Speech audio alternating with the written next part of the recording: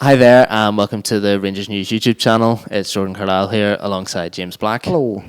And we're just going to talk about Alfredo Morelos because he hasn't been playing more than anything else. So noticeably. So we're gonna. This is before we're at the time of recording. It's before the game against Ross County, which hopefully he'll be back for. But hopefully he scores a hat trick, and that'll do me nicely. Yeah. So we're talking about, with the reference point of him missing the last 3 games for Rangers, and 3 games where, 2 wins and 1 defeat, but lackluster wins, you would say, against lower league opposition, and then the team down, languishing near the bottom of the league, and then a disappointing defeat at Hearts. So are we too reliant on the Buffalo?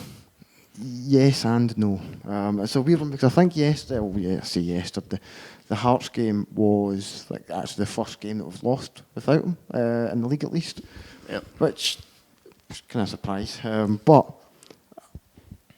he is incredibly vital. He's so good. I think that's the thing. Yeah. That whole team's set up to play to his strengths. You can see the way he brings others into play, the way he bullies defenders, the way it looks all so disjointed when he's not there. He's so important to us. And up until Sunday, they kind of managed to grind out results and kind of keep getting over the line, which helps when you've got Defoe, who, despite not necessarily clicking with this style of play, he does still pop up with goals. But it's not as fluent, and it's not as... Everything's a bit more of a grind, and it's a slog.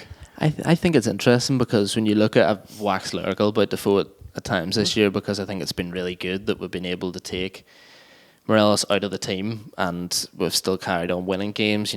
Defoe's got 2 hat-tricks this year, 16 goals, scored in the first 2 games after the break when the team weren't creating too much. He's really sharp on the finish still, despite his age and all that sort of stuff. But I think he needs the other players to really up their game and be playing at pace for him to actually be able to do what he does best. So I think the 2 polar opposites of what we've got in the same situation are Hibs away and Hearts away. So Hibs away, we've got guys like Kent scoring early on, which really helped. That was a goalkeeping error. But you have Aribo, in the action, doing everything. Players linking up in around the box. That's lovely. And then he showed, it was such a Defoe finish, the one touch, bang, from just outside the 6-yard box. That was a sort of game where everyone was up for it. It was really lively. And he sort of fed off the scraps and did brilliantly. You don't miss Morelos because, if anything, instead of just trying to play through him, everyone's linking up with each other and it's brilliant. At Hearts, it was the complete opposite because other players weren't on it. So then he looks on his own up top. So sometimes I think he is a player who's been going for professional career of 20 years. But I think he knows exactly what he does. He knows his own game. What he does, and he knows, and his weaknesses are very weak. But also, do you also think that, see when games aren't going in our favour, who's more likely to just kind of grab things by the scruff of the neck and go, fuck it, I'm going to do this myself? Oh yeah, no, absolutely, no doubt. That's what I was actually going to say there, is that he plays his game, so he will do the same things. And that's something that's worked for him really well throughout his career. But he will do the same things when he turns up on a match day, probably goes through the same routines, makes the same runs, does all that. But it's then dependent on what other people do around him. Whereas Morelos, you could lump an aimless ball up to him, he'll knock it down to someone else, get himself in the box, make a nuisance of himself, which is just a completely different type of game. So I think it does depend on a game-by-game basis, but Defoe is very much more reliant on his teammates to create opportunities than Morelos. An odd comparison just sprung to mind there. Oh dear. Kenny Miller and Chris Boyd.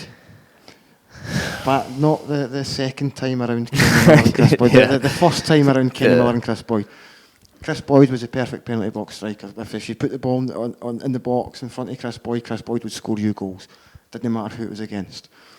If things were going against you, Kenny Miller would chase a crisp poke to the corner flag and would just run and harass defenders and make a nuisance of himself and make things happen.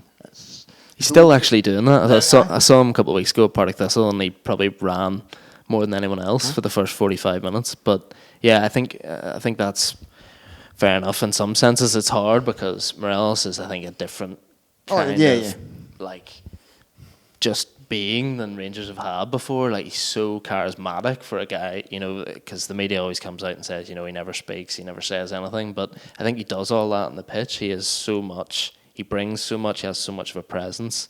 And I think half the time the defenders are too worried about winding him up, and they get so tight. And he just that way that he sort of encourages people to get tight and then rolls them in his way. And I think he's so good at that. Better than anyone I think I've seen.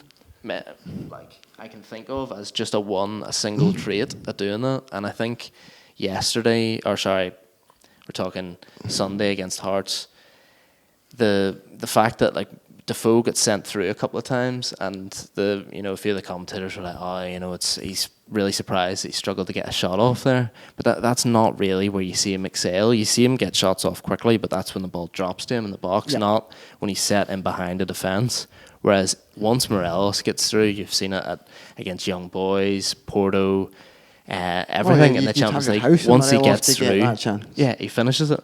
Absolutely. And he finishes it with aplomb. So, and the other thing is as well, it's not necessarily raw pace, it's strength as well, which will keep the defenders at bay so he can tuck it away.